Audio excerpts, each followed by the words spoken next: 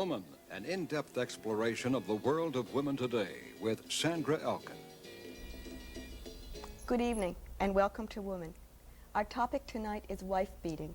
With me is Lisa Leghorn, co-author with Betsy Warrior of Houseworker's Handbook, a booklet that deals with women's status as unpaid labor in the home and occupational hazards of housework such as wife beating. Also with me is Del Martin, author of Battered Wives, to be published by Glide Publications in the summer of 1976. Del is coordinator of the now National Task Force on Battered Women and Household Violence. Welcome to both of you.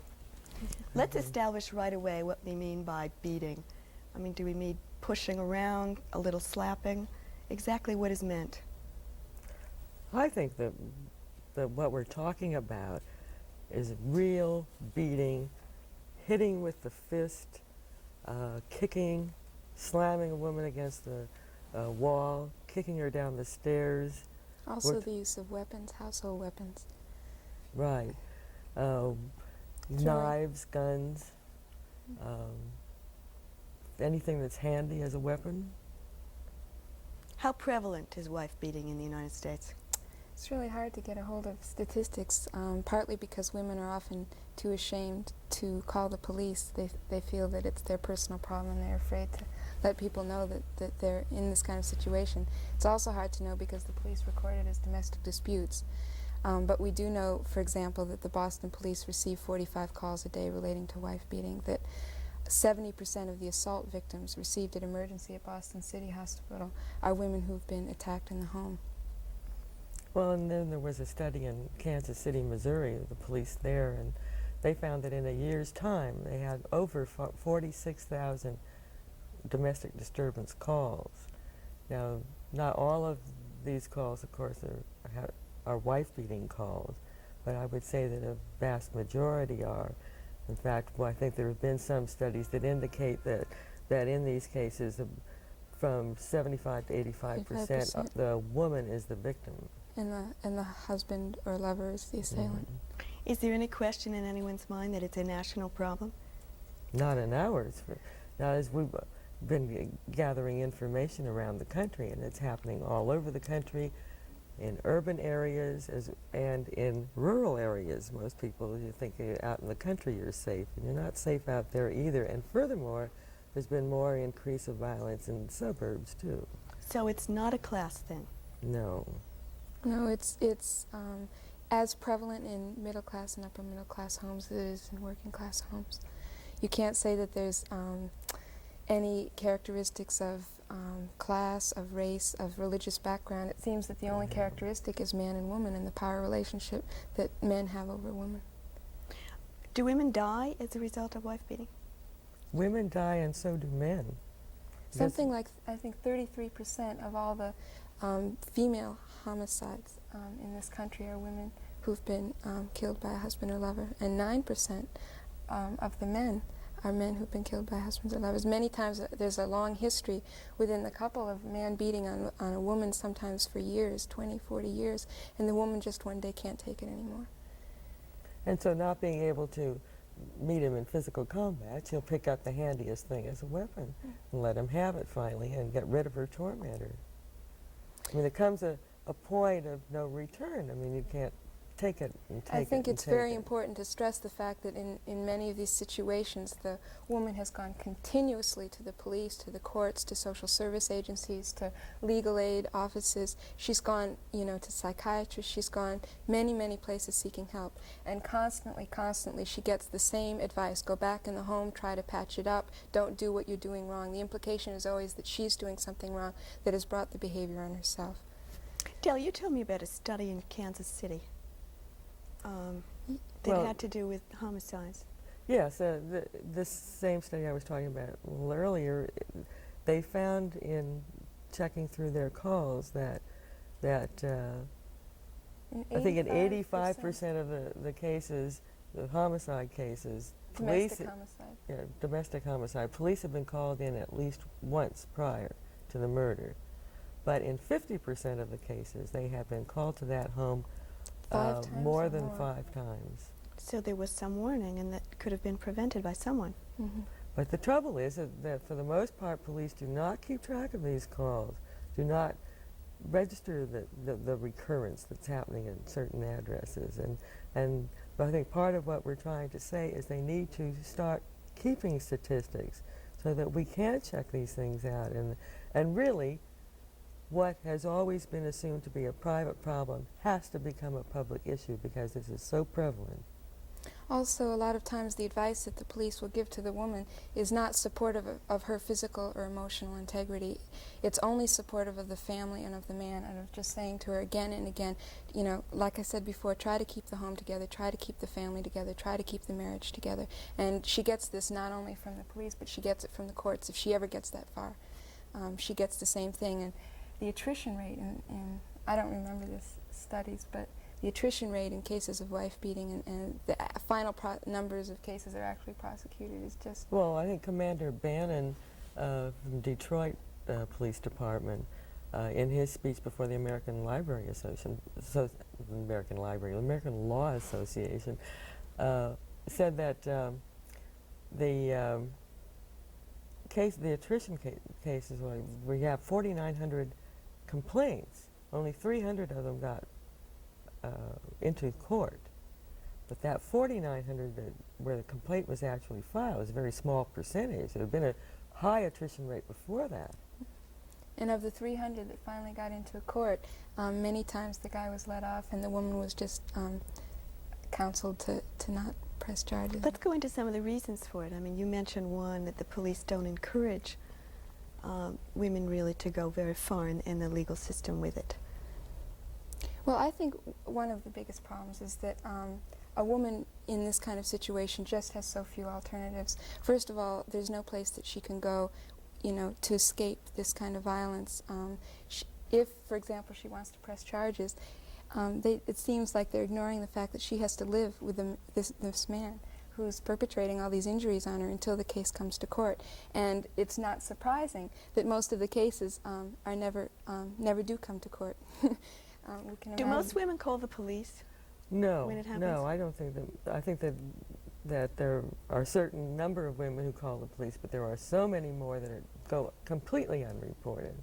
I think part of the police problem is that they do not see the action. They come after the fact.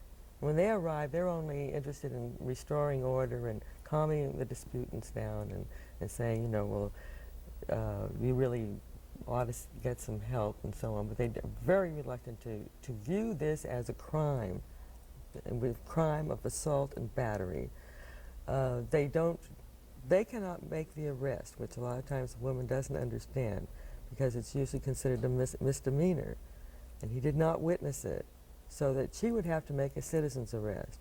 A lot of them don't let the woman know she has that option. They may say, well, go down to the district attorney and make a complaint, or they will say to her, see an attorney and get a restraining order, or lots of other things, but they try to avoid the whole arrest procedure.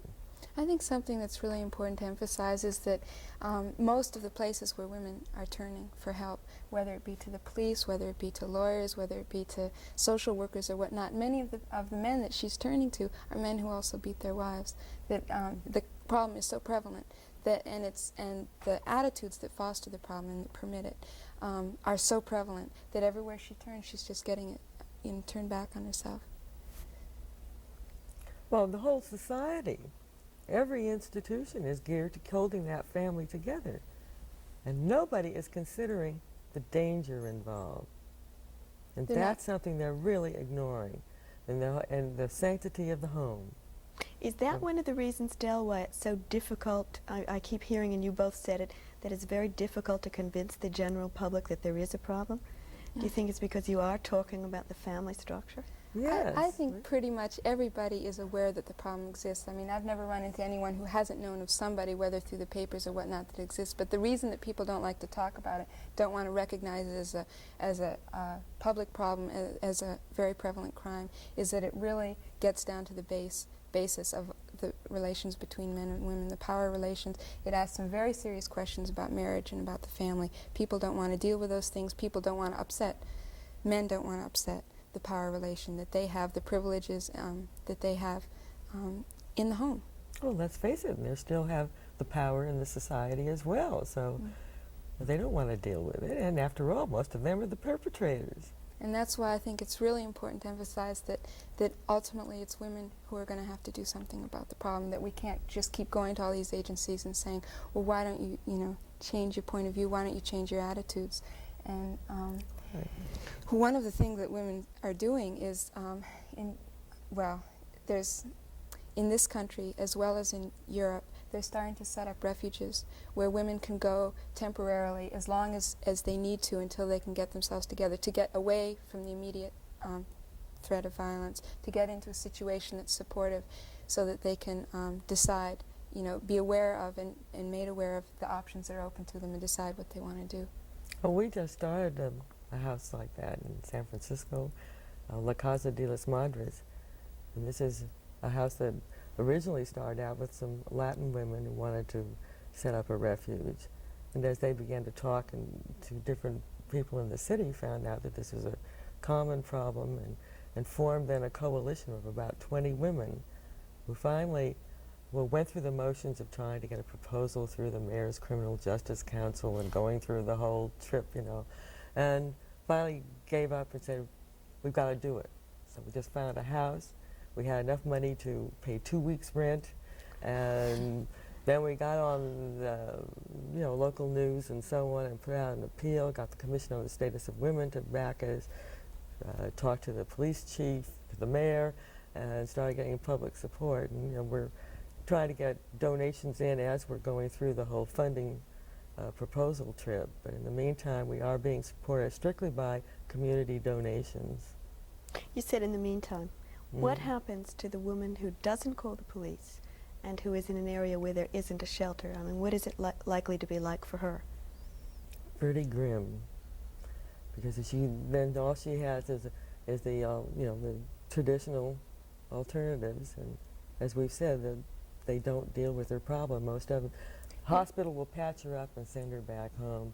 A psychiatrist will try to point out all the faults that she has and tell and if you act just so, you won't disturb him and he won't do this to you. All of this. Yeah, I think when you mentioned the psychiatrist, I wanted to say the very common attitude on the part not only of psychiatrists but a lot of people is that any women who are being beaten are masochists, that they must like it. And when people say this kind of thing, they're implying, in order to be masochistic, you're implying that someone who's masochistic has a whole variety of choices and they're choosing what's happening to them. That's harmful to them. The point is that women have no choices. Most women have no money of their own. They're economically dependent on their husbands. They've been living with this guy for years. They've been doing all the housework, raising the kids. They've been doing all this work that has never been recognized as work and that they have no remuneration for. So when it comes to a situation that they want or need to get out, they have no money of their own. Would you encourage women to call the police? Because sometimes, doesn't that backfire? Well, I still think, though, that in these are such dangerous situations that sometimes an officer can't arrive in time to prevent a murder. The most important thing is that a woman get out. If she can, if she has friends or family that she can go to, it's important that she get out immediately. That she, once she gets out, that she become aware of what her legal options are, and start, if she wants to get on welfare, get away from the guy, that she establish a separate residency. Yeah, but one of the problems there, if you go to friends and relatives, you can hold them in jeopardy too, because they can come over and start in on them. Sometimes the husbands have been known to be so incensed that the woman would dare to leave, that they've been known to set fires to houses, break down doors and windows. I even heard of a guy driving a car through the front end of a house just to get at the woman and children that had fled from him. And a lot of times we've heard, well, she must like it or she'd leave. And, she could always leave and get a divorce. But it is true that many women stay, right? Yes, but a lot. Because they have no place to go. But the ones who leave and who do get a divorce many times are still harassed by this man for years, even after a divorce. You see, there's also the problem of the children, and the courts award him visitation rights.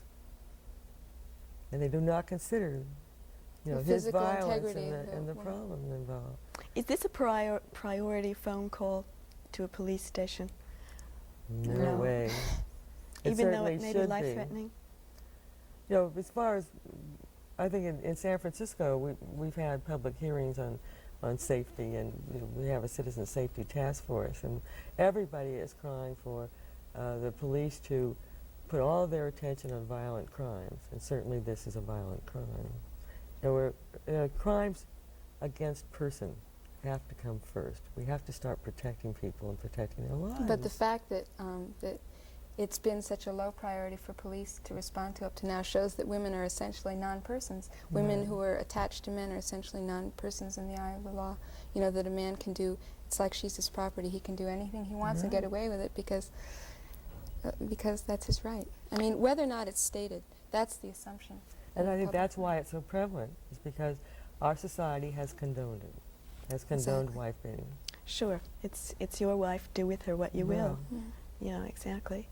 Dale, you told me an interesting thing, that it's dangerous for police sometimes to deal with this. Yes, I think the statistics show that 1 of every 5 officers killed in the line of duty dies trying to break up a family fight.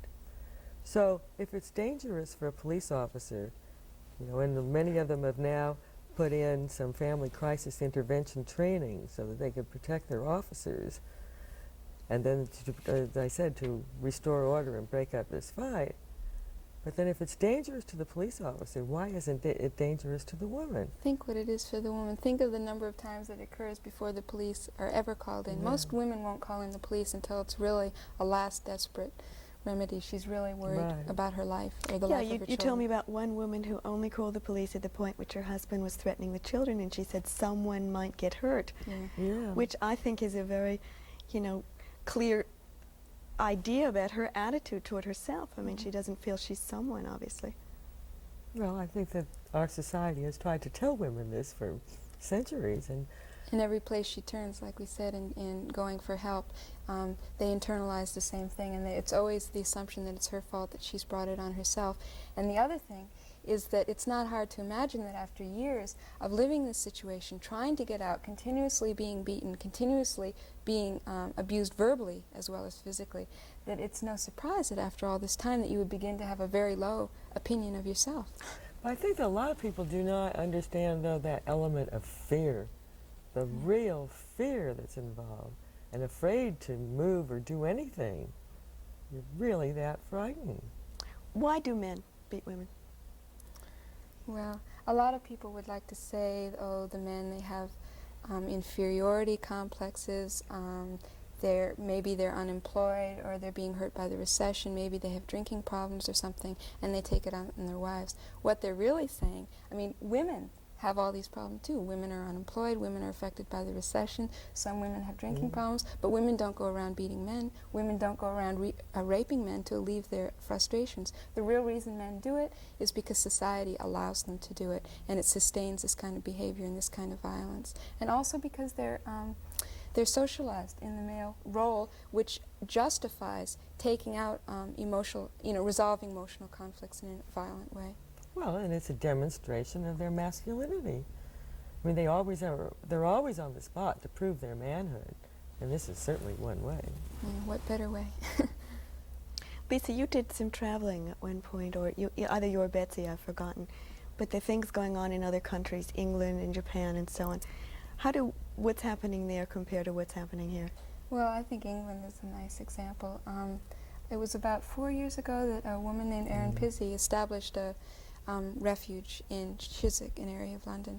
And since that time, it's just snowballed. And there's something like 80 groups now throughout England which have already either established a refuge or are in the process of doing it. And all of them are completely flooded. All of them,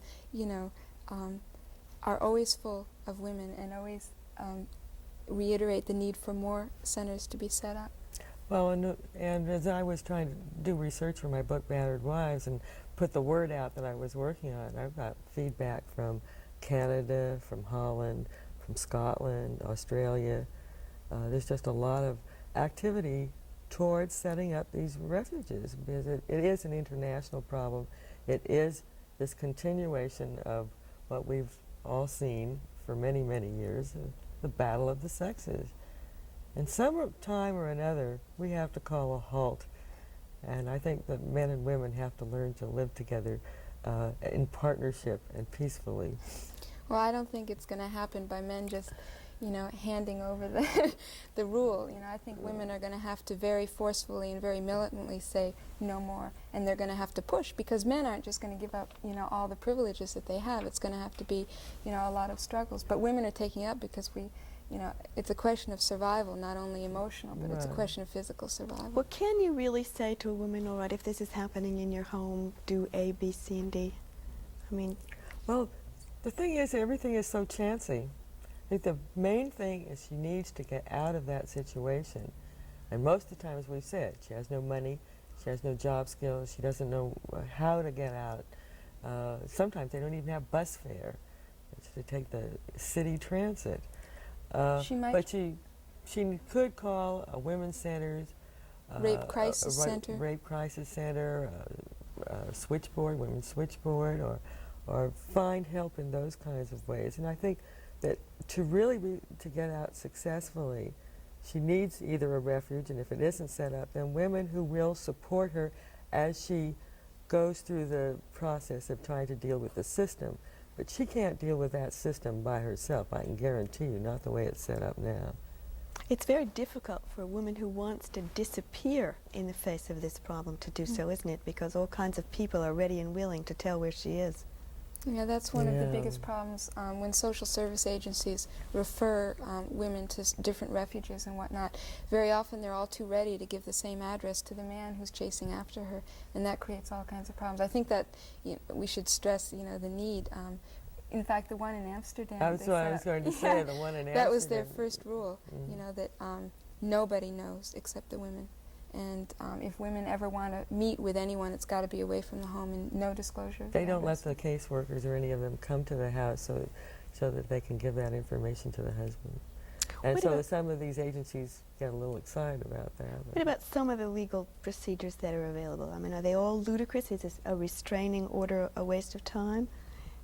The restraining order is a worthless piece of paper. And it simply says to the husband, that if you beat your wife up, you'll be held in contempt of court. There's lots of problems with the jurisdiction of the case. Then it becomes a civil procedure instead of it wouldn't be then in the criminal courts where it really belongs. And judges have a tendency to just let the guy off on his promise that he won't do it again. And there was a case in New York. I've forgotten the name of it now. Yeah, Thomas kept saying. Thomas promised that he would. Right. Yeah, that he would never do it again. Yeah. And he promised 5 or 6 times, and each time he went back and battered the woman worse and worse and worse. At the time the article came out, there was no resolution. They had gone through the courts 5 or 6 times, and each time the prosecutor, he had ended up promising not to do it again. This is after she almost lost her ear, after she had to have a glass eye put in, and all of these things that had happened to this woman, and all the time she had wound up in the hospital, and still they would let Thomas go on his promise, his worthless promise that he would not do it again, that he would stay away from her. You mentioned citizen's arrest earlier. Is that a viable thing? Well, a woman can make a citizen's arrest. I mean, how is she going to make a citizen's arrest on someone who's probably physically larger and maybe angry? It is rather ludicrous to have to take somebody into physical custody. The San Francisco Women's Litigation Unit has drawn up a draft statute to make a citizen's arrest simpler, so that all police officers there, you point to the accused, or you name the accused and the circumstances and so on, and say, I want to make an arrest. But you don't have to go grab them and do the whole number. And I see no reason why it can't be made simpler. The responsibility is still with the woman who's making the arrest.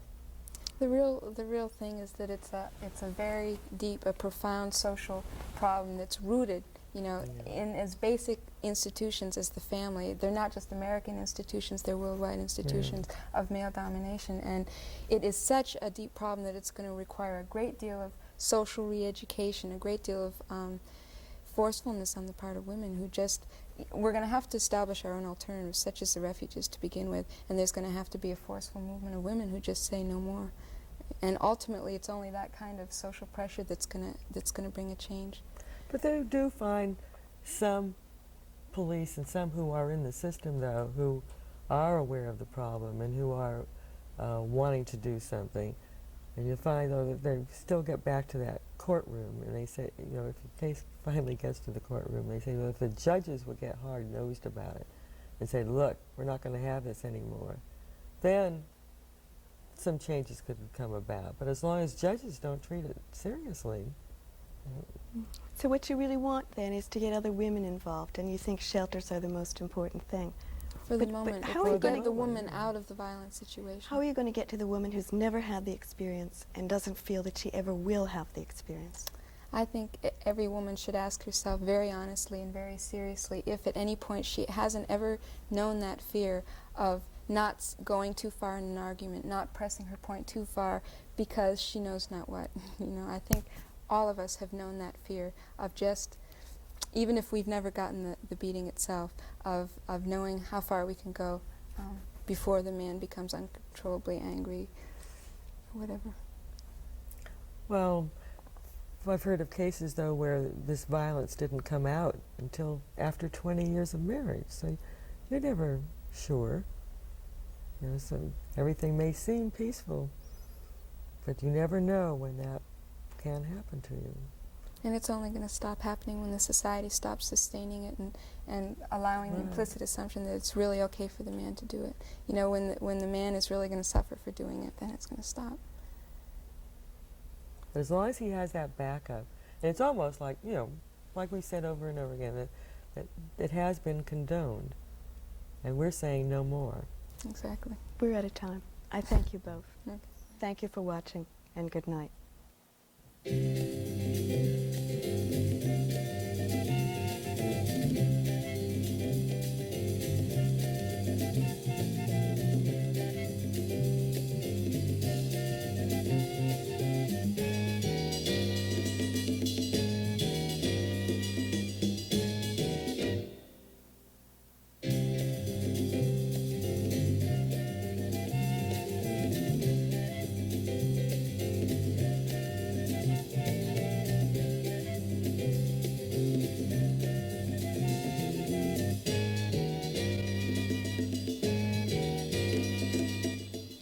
Woman was produced by WNED-TV, which is solely responsible for its content, and was funded by public television stations, the Ford Foundation, and the Corporation for Public Broadcasting.